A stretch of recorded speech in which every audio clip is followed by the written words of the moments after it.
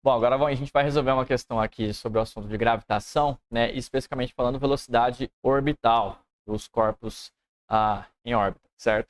As massas e os ares das trajetórias circulares de 4 satélites, A, B, C e D, que realizam um movimento circular uniforme em torno de um planeta, de acordo com a lei da gravitação universal de Newton, são descritos na tabela abaixo. Então, os dados aí, né, a massa do satélite ABCD e aí o raio da trajetória desses caras, tá? Os raios das trajetórias dos satélites são definidos como sendo a distância entre o centro do planeta e o respectivo centro da massa do satélite, tá? Então, vamos passar. Assinale entre as alternativas aquele que indica corretamente o satélite com a maior velocidade tangencial. Então, a velocidade tangencial, tá? A gente também chama de velocidade orbital. Velocidade escalar, velocidade linear do planeta, tá? Orbital, tá?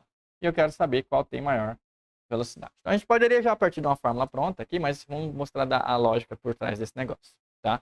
Como você está em órbita, né? Você está fazendo movimentos circulares de novo, né? Mais uma questão aí que estava associada a esse assunto.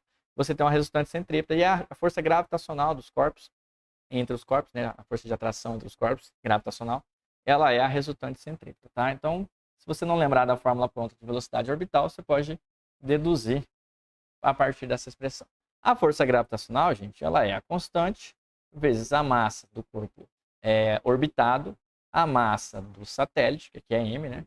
Dividido pela distância entre os dois, que é o raio, distância ao quadrado, na verdade, tá? E, de novo, a expressãozinha da resultante centrípeta é a massa do objeto que está girando, no caso do satélite, vezes a velocidade do satélite ao quadrado, dividido pelo raio da órbita, tá? Então, esse emão que aparece aqui é a massa do corpo orbitado. E o eminho que aparece aqui e aqui, tá um monte de setinha aí, né? É a massa do satélite. Deixa eu apagar esse monte de seta aí. Fechou? Então, trabalhando um pouco com essa expressão algébrica, né? Fazendo alguns cancelamentos aqui e tal, a gente chega que a velocidade orbital, portanto, é raiz de G emão sobre R, tá? E é interessante comentar essa expressão matemática, que a velocidade orbital dos planetas depende inversamente da distância deles até o corpo orbitado, tá? E esse m que aparece aqui não é a massa do satélite, é a massa do orbitado. Então, por exemplo, se eu quiser calcular qual que é a velocidade de órbita da Terra, eu tenho que calcular com essa expressão, né, a constante gravitacional de Newton, a massa do Sol, tá? Dividido pela distância da Terra até o Sol. E se eu for calcular para Júpiter, é a constante gravitacional de Newton vezes a massa do Sol de novo, tá? Dividido pela distância do raio, distância entre Júpiter até o Sol. Então, todos os cálculos vão levar em consideração o cálculo da massa do orbitado, no caso aqui dos exemplos que eu falei dos planetas, da massa do Sol. No caso dessa questão, não seria a massa dos satélites que está aparecendo essa expressãozinha matemática, sim a massa do planeta, tá?